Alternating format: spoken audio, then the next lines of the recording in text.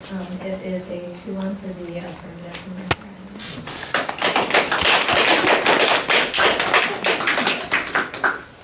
I saw it. I think, by the end of the round, I'm very convinced, I guess, that the 2AR is doing a very good job of articulating why it's necessary to sort of engage through the Giro evidence, a very sort of local form of, I guess, resistance or deconstruction of whatever the sort of immediate reality is that we do our politics through, whether that's in the debate community or elsewhere. My concern is that I think that there are several dissets that aren't grappled with directly on the link flow with respect to things like, I guess, the Derrida evidence and then also sort of this public-private distinction, right? That there is some risk that there's these either inherent restrictions on the way in which we do things like the debate activity, even if it is somehow flexible. And then also, I don't think that you are responding to this question of a risk of this link, that even in that position of saying that we ought to engage at a local level of political reversal, that there is not some sort of, I guess it's this ivory tower argument, but also I think it goes a little deeper, and they're articulating this as sort of a relationship at a more immediate level between the debaters and the judge, with respect to sort of a subject position that is that sort of reproduces in terms of a grand intellectual strategy. I also think that there is this question of you in the 2AR are trying to make this argument right about why the ballot is itself somehow something that they are attempting to claim sway over. And I think they do a decent job of sort of flagging this and articulating why there's, I guess, a risk, right, that I can still choose to just arbitrarily reassert some sort of alternative subject position or some sort of, I guess, radical alterity, right, to what the way the debate functions or what it is without necessarily voting for either team. And I think they definitely say that you can still sort of opt to vote neg in a world where, without sort of seeing that as a call for the ballot. And so I think they are dealing with that somewhat. And then, that being said, I think that there needs to be more work done with something like the Parham argument to talk about why that fundamentally undermines any risk of that link flow, because I do feel like there's less, or not enough differentiation for me with respect to the AF getting outside of all of that sort of subject positioning argument. And any risk of that, I think they have at least some marginal risk of that sort of the Cody-Yellow argument, right, that new forms of oppression are possible. So that's the quick and dirty version. I think a big problem in the 2ARs, I think even if you win every single link argument you're going for, there's not an impact to the critique. And I think all the app has to do in order to win the debate is convince me that there is some possibility for even the littlest amount of change. And so I think that puts you in a really difficult position. Let me go through your link arguments specifically. The first one of them just being intellectual greedy. I don't know what the impact of being intellectually greedy is, or what the impact of greed is. It seems to me that you can be greedy and still want change, right? It could be a self-interested change, right? Like they want to change debate because they think, a militaristic space is exclusionary, and maybe they're the ones being excluded. Like, it might be greedy to want debate to change to include you, but I don't know why that means that the change fails in some way. And the same is true with this sort of public-private argument, which I think you're only impacting with greed, which is, because they choose this space, obviously they're just in it for the win. I mean, this might be a reason why they don't solve their sort of Spanos detachment claims, but I don't think that this means that we can't transform debate away from hyper-focus on impacts. I do think that, their arguments are sort of light on warrants earlier, especially in the 1AR, as to why we can transform debate. But they are making arguments that they are a radical step to open the space of debate so that we can consider new ways of being. And I do think that the explanation in the 2AR and of this, Bjork evidence is pretty decent. I don't think that y'all have a reason why the ballot is necessary for change. Like, I don't think that, at least the evidence that you're flagging that shows that the ballot does something, I think doesn't make an argument as to why the ballot is necessary. But I think that my ballot can just be an endorsement or just like saying that I think that you have won the debate can change. I think that brings me to the final argument, which is this judge subjectivity argument, which I don't think y'all are responding to this well, but I think even if I'm an object in the debate, that doesn't mean everybody loses subjectivity in debate and agency in debate. So maybe it's impossible for me to change debate with my ballot because all I am is just some pawn in a game, or just all I am is a referee in the debate.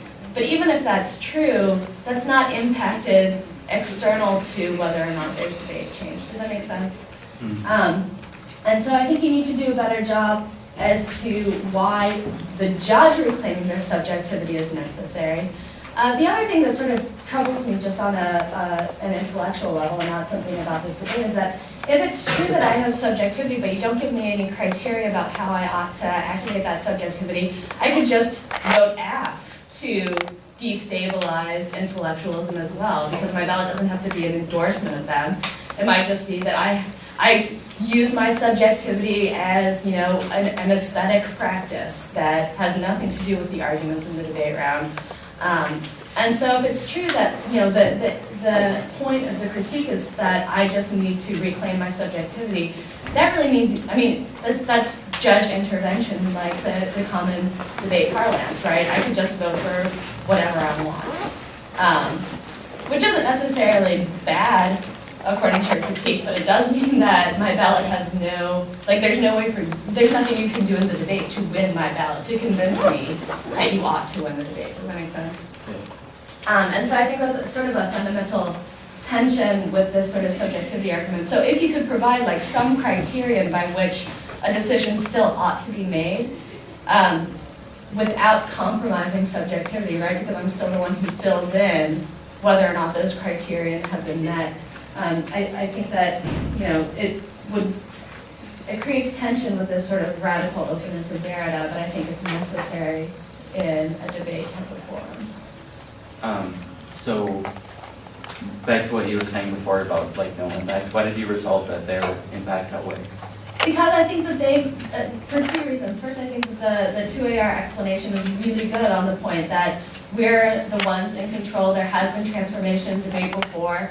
And because of that, we can see that it transforms based on the practice that we engage in, right? And so if they're engaging in a different practice, then this is a movement towards change. Now, it doesn't mean that the change is immediate, the change happens within a decade, but I do think that there is possibility for change whenever we reclaim language against a form of debate that has become dominant or hegemonic. Okay, so it's more of a alternative solvency then, because Well, no, we both agree that change is good, that it should be transformed, for sure. but we don't necessarily. Yeah, a huge problem though is I don't think that there's any discussion of the alternative in the 2NR. I think that the 2AR is right in her framing of this in saying that, you know, even if all the things that you've isolated are as bad are true, you have not provided a mechanism by which I can challenge those things, right? And there are some intuitive ones, and I think that your evidence is actually way more radical than you're giving it credit for. Like, there are several arguments about intellectualism as positing a male rational subject, right, which is all about using the dominance of logical paradigms in order to forward their position as right or true, right? Like, that the very framing of the act as we need to engage in intellectual or in this a type of debate that's about like logical claims and whatever else that you need to tie them to. I think that then the easy answer is reject the framing as an intellectual, and that's something you do in the 2NC, but that's not something, or that happens in the 1NR, sorry.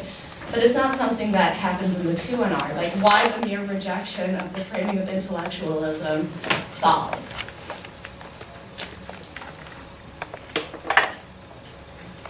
I thought about things a little bit differently than everyone else. To me, the negative never responds to this question of what is negative advocacy. And I think that by the 2AR, they've pretty successfully won that your advocacy as like a negative team is relatively disingenuous.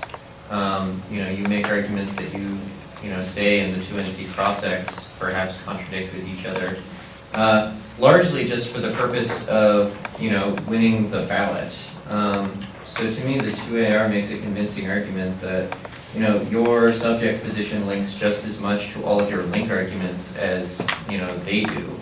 Because, based on your link explanation in the 2NR, it's basically just they attempt to get the ballot, and, you know, they only speak in public because they want to be, you know, acknowledged by their peers, which draws public-private distinctions. And if they win that your advocacy is disingenuous and just for the purpose of winning a ballot, then you, as a team, link just as much to these arguments as they do. However, I do think that they win kind of some no-link arguments, because I don't think that they do it just for the purpose of winning. I think that they believe that their speech acts are valuable in and of themselves, not necessarily to get the ballot, but to make a statement about how the debate community ought to operate in a better way.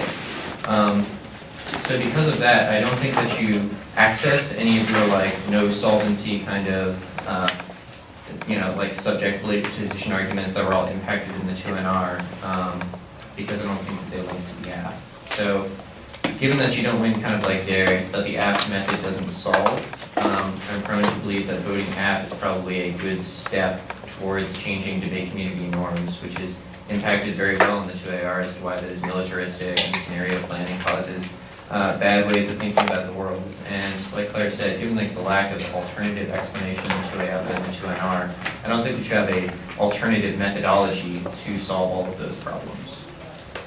Your dare not evidence has sort of an implicit argument against this idea of genuineness and disingenuousness. Which, I mean, I don't think that you should frame that as disingenuous, but I think that it's a good argument for you, which is the idea that I'm a coherent, stable subject with only one idea about the world is a product of sort of a Cartesian rationality. The idea that like I can fully control how I exist in the world, what I think about the world, and that it's always coherent is a ruse of traditional philosophy, and that the attempt to like damp down the contradictions within my own positions is ultimately a violent form of intellectualism. So I think that you need to just, you know, think through these, not in terms of like, I mean, it's always hard to tell whether or not somebody's really genuine. I don't really feel like I can make that determination. Like, you know, I mean, I don't know. I don't know y'all. So it's hard for me to, you know, say that somebody is disingenuous in their call for the ballot. But I think that you can counter that argument pretty effectively, and that the call for genuineness is actually the link. What did you think of the cutoff? I think it's competitive. I think your answers on the permutation don't really get to the issue, especially if this is a counterplan. I don't know why. If the whole idea is that we have to open up space for multiple ways to engage, so that, you know, we can move around, we can never find us. Like the permutation seems to solve that because they're doing two different things, right? Especially, I mean, the 1NR, like at the end of the K where it's just like, oh yeah, and bros would like this because we're doing something differently, really opens up space for them on the permutation.